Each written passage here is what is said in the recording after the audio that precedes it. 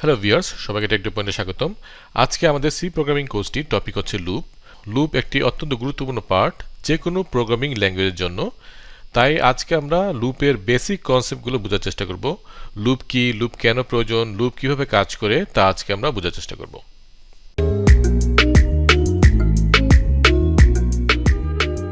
Loop কি এবং loop কেন প্রয়োজন তা বোঝার জন্য আমরা ফার্স্টে একটি রিয়েল লাইফ এক্সাম্পল দেখি। উদাহরণস্বরূপ মনে করি আমাদের একটি কেক বানাতে হবে। তাহলে কেক বানাতে আমাদের বিভিন্ন উপকরণ বিভিন্ন পরিমাণে লাগবে, যেমন আটা, ডিম, চিনি, বেকিং পাউডার ইত্যাদি। আর এই কেকটি বানাতে আমাদের কিছু প্রসেস বা ইনস্ট্রাকশন ফলো করতে হবে, তাহলে আমরা ফাইনালি আমাদের এই কেকটি বানাতে পারবো। তাহলে আমরা এই ফুল ইনস্ট্রাকশনগুলো ফলো করে আমরা এই উপকরণগুলোর মাধ্যমে আমাদের এই কেকটি বানালাম। সাপোজ আমরা এই কেক বানানোর ফুল প্রসেসটাকে একটা ফাংশনের মাধ্যমে নাম দিলাম, সেটা হচ্ছে মেক কেক। এখন আমাদের বলা হলো যে এই সেম কেকটি আরও 5টা বানাতে হবে। তাহলে আমাদের কেক বানানোর এই ফুল প্রসেসটাকে আরও 5বার করলে আমাদের এই 5টি কেক বানানো হয়ে যাবে। তাহলে আমাদের কি করা লাগছে? সেম কাজই বারবার করা লাগছে, অর্থাৎ আমাদের একই কাজ বারবার রিপিট করা লাগছে। এখন যদি আমরা একটি কম্পিউটার প্রোগ্রামের সাথে আমাদের এই ফুল কেক মেকিং প্রসেসটাকে যদি আমরা কম্পেয়ার করি, তাহলে আমরা সাপোজ ধরি যে মেক কেক এই ফাংশনটা যদি আমরা কল করি, তাহলে কম্পিউটার আমাদেরকে একটি কেক বানিয়ে দেয়। তাহলে যদি আমরা 5টা কেক বানাতে চাই, তাহলে আমাদের মেক কেক এই ফাংশনটা 5বার সেপারেট লাইনে আমাদেরকে কল করতে হচ্ছে। তাহলে আমাদের 5টি কেক কম্পিউটার আমাদেরকে বানিয়ে দিচ্ছে। এখন যদি বলা হয় 100টা কেক বানাতে হবে, তাহলে কি আমরা 100টা লাইনে এরকম মেক কেক ফাংশনটা কল করব? অর্থাৎ আমরা কি 100টা সেপারেট লাইনে কি মেক কেক এই ফাংশনটা লিখব? লেখা যায়, কিন্তু সেক্ষেত্রে আমাদের সেম কোড অথবা লজিক বারবার লিখতে হচ্ছে। এতে করে আমাদের টাইম এবং এফোর্ট বেশি দেওয়া লাগছে এবং কোড মেনটেন করাও কঠিন হয়ে যাবে, প্লাস এরর হবার সম্ভাবনা বেশি থাকে। তাহলে আমাদের সলিউশন কি? আমাদের সলিউশন হচ্ছে লুপ। লুপের মাধ্যমে আমরা কোড একবার লিখে মাল্টিপল টাইম এক্সিকিউট করতে পারি, যতক্ষণ পর্যন্ত না আমাদের ফুল টাস্কটি কমপ্লিট করার যে কন্ডিশন তা ফুলফিল হয়। লুপে 4টি কোর কম্পোনেন্ট রয়েছে। ফার্স্ট হচ্ছে লুপ ইনিশিয়ালাইজেশন, অর্থাৎ লুপের একটি স্টার্টিং পয়েন্ট থাকবে যেখান থেকে লুপটা শুরু হবে। তারপর হচ্ছে লুপ কন্ডিশন, অর্থাৎ লুপটা কতক্ষণ চলবে তার একটা কন্ডিশন থাকবে। যতক্ষণ এই কন্ডিশন ট্রু হবে ততক্ষণ লুপটি এক্সিকিউট হবে, এবং যখন এই কন্ডিশনটি ফলস হয়ে যাবে তখন লুপ থেকে বের হয়ে আসবে। তারপর হচ্ছে লুপের বডি, যেখানে আমরা মেইন টাস্কটা করব, এবং এখানে আমরা কোডটা একবার লিখব যা লুপের ভিতরে বারবার এক্সিকিউট হবে। সো এখানে আমরা এক বা একাধিক স্টেটমেন্ট লিখতে পারি যা বারবার লুপের কন্ডিশন যতক্ষণ ট্রু থাকবে ততক্ষণ এই বডিতে যা আমরা লিখব তা এক্সিকিউট হবে। আর লাস্ট হচ্ছে লুপ আপডেট, অর্থাৎ লুপের স্টার্টিং ভ্যালু ইনক্রিমেন্ট অথবা ডিক্রিমেন্টের মাধ্যমে আপডেট হবে যতক্ষণ না লুপ এক্সিকিউট হবার কন্ডিশনটা ফলস হয়। এখন আমরা লুপের এই কম্পোনেন্টগুলোকে আমাদের কেক মেকিং যে এক্সাম্পলটা আমরা দিয়েছিলাম তার সাথে কম্পেয়ার করে দেখি। সাপোজ আই নামে একটি ভেরিয়েবল আমরা নিলাম এবং এটিকে আমরা 1 দ্বারা ইনিশিয়ালাইজ করলাম, এবং আমাদের লুপের কন্ডিশন আমরা লিখলাম i less than equal to 5, অর্থাৎ i এর ভ্যালু যতক্ষণ এই 5 থেকে ছোট অথবা সমান হবে ততক্ষণ আমাদের এই লুপটি এক্সিকিউট হবে। এবং লুপের বডিতে আমরা মেক কেক ফাংশনটি লিখলাম। তাহলে এই লুপটি যতবার এক্সিকিউট হবে ততবারই এই মেক কেক ফাংশনটি আমাদের কল হবে। তারপর লুপ আপডেটে আমরা i++ লিখেছি, অর্থাৎ এই i এর ভ্যালুটা 1 থেকে তখন 2 হয়ে যাবে। তখন আবার এই লুপটির কন্ডিশনটা চেক করবে যে এই i এর ভ্যালু কি এখন 5 এর সমান বা তার থেকে কম কিনা। যেহেতু i এর ভ্যালু 2 হয়েছে, তখন আবার লুপটি কিন্তু এক্সিকিউট হবে এবং আবার এই মেক কেক ফাংশনটি কল হবে এবং i এর ভ্যালু আবার 1 করে আপডেট হবে।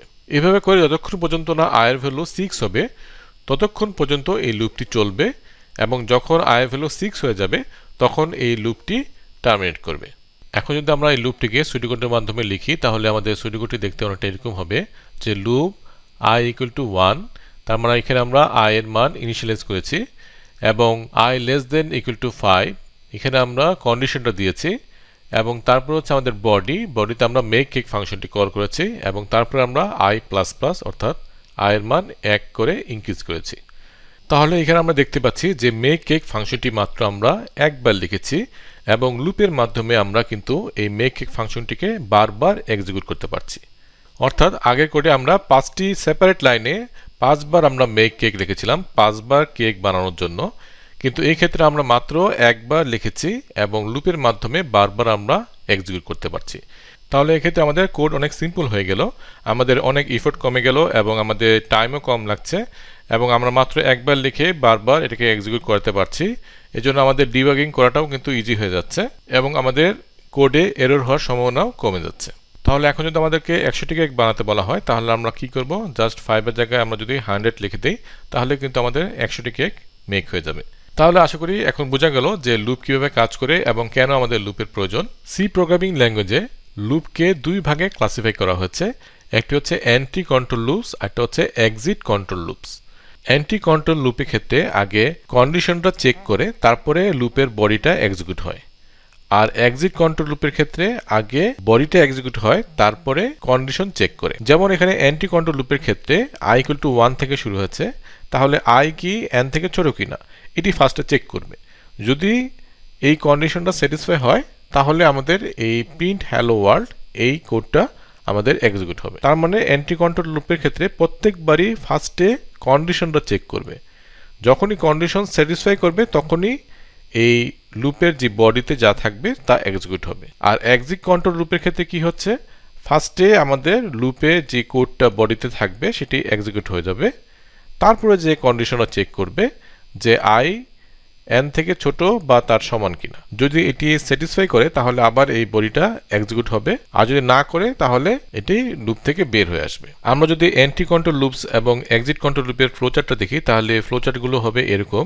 এন্ট্রি কন্ট্রোল লুপের ক্ষেত্রে ফার্স্টে কন্ডিশন চেক করবে এবং কন্ডিশন যদি ট্রু হয় তাহলে লুপের বডিতে যা থাকবে তা এক্সিকিউট হবে, তারপরে আবার কন্ডিশন চেক করবে এবং যতক্ষণ পর্যন্ত না কন্ডিশন ফলস হয় ততক্ষণ পর্যন্ত এই লুপটা চলতে থাকবে এবং যখন কন্ডিশন ফলস হয়ে যাবে তখন এই লুপ থেকে বের হয়ে আসবে। আর এক্সিট কন্ট্রোল লুপের ক্ষেত্রে কি হয়, ফার্স্টেই লুপের বডিতে যা থাকবে তা এক্সিকিউট হয়ে যায়, তারপর যে কন্ডিশন চেক করে এবং কন্ডিশন যদি ট্রু হয় তখন আবার লুপের বডিটা এক্সিকিউট হয় এবং কন্ডিশন যতক্ষণ পর্যন্ত না ফলস হয় ততক্ষণ পর্যন্ত এই লুপটা চলতে থাকবে এবং যখন ফলস হবে তখন লুপ থেকে বের হয়ে আসবে। তাহলে এক্সিট কন্ট্রোলের ক্ষেত্রে কি হচ্ছে, অ্যাটলিস্ট একবার লুপের যে বডি সেটা এক্সিকিউট হচ্ছে। প্রোগ্রামিং সিতে 3টি লুপ আছে, ফর লুপ, হোয়াইল লুপ এবং ডু হোয়াইল লুপ। এর মধ্যে ফর লুপ এবং হোয়াইল লুপ হচ্ছে এন্ট্রি কন্ট্রোল লুপস আর ডু হোয়াইল লুপ হচ্ছে এক্সিট কন্ট্রোল লুপস। নেক্সট ভিডিওগুলোতে আমরা এই লুপগুলো নিয়ে আলোচনা করব যে এগুলো কিভাবে আমাদের প্রোগ্রামে আমরা অ্যাপ্লাই করতে পারি এবং আমরা বিভিন্ন এক্সাম্পলের মাধ্যমে এই লুপগুলোকে বোঝার চেষ্টা করব। আজকে আমি লুপের কনসেপ্টটি বোঝানোর চেষ্টা করেছি, কোনো সিনট্যাক্স না, অর্থাৎ এই লুপের যে কনসেপ্টটি আজকে আমরা বুঝলাম সেটা আমরা যে কোনো প্রোগ্রামিং ল্যাঙ্গুয়েজের ক্ষেত্রেই আমরা কাজে লাগাতে পারি। আশা করি আজকের ভিডিওটি আপনাদের ভালো লেগেছে। যদি ভালো লেগে থাকে তাহলে আপনাদের ফ্রেন্ডদের সাথে শেয়ার করুন যাতে তারা উপকৃত হয়, আর চ্যানেলটি সাবস্ক্রাইব করুন। সো দেখা হবে নেক্সট ভিডিওতে। আজকের জন্য আল্লাহ হাফিজ।